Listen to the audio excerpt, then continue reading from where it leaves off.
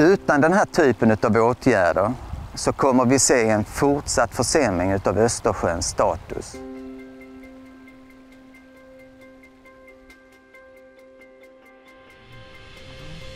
Tidigare så var de här spikraka dikena fullständigt livlösa. Det fanns ingen fisk, det fanns inga musslor och det var dessutom dålig vattenkvalitet. Historiskt har det ju varit viktigt för lantbruket att kunna dika ut för att kunna maximera produktionsytor för jordbruksmark.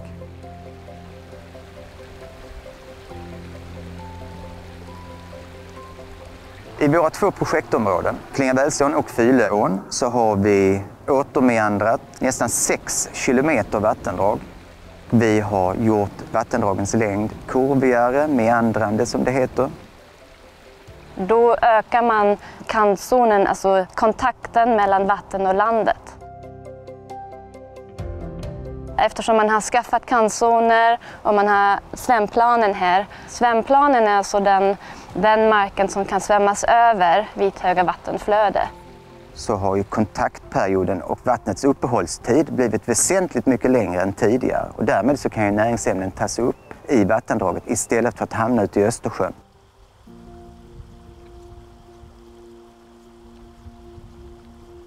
Tjockskalig malarmusslan är en av de 7 musselarter som är inhemska i Sverige, men den är utrotningshotad. Musslan har en jättekomplex livscykel för den är beroende på fisk. Musslan har en jättestor betydelse i sötvattens ekosystem. Den filtrerar till exempel vatten, den renar vatten. Musslor kan filtrera upp till 40 liter per dygn. Projektet har också bidragit till att vi idag ser en helt annan biologisk mångfald i de här vattendragen vi har restaurerat. De tidiga livlösa dikena är fulla med fisk. Inte mindre än 7 olika fiskarter har återkoloniserat de här vattendragen. Ja, här i Klingavälsån finns det till exempel binlöja och den är också en jätteviktig värdfisk för musslor.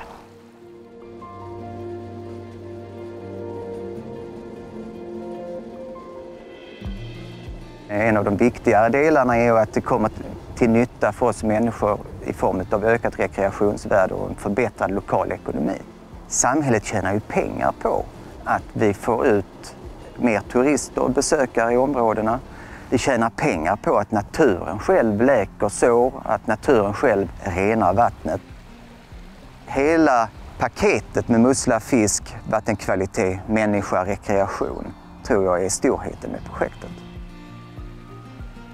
Vi lyckades verkligen att kombinera forskning med bevarande arbete och själva restaureringen. Det var mycket jobb men med bra resultat.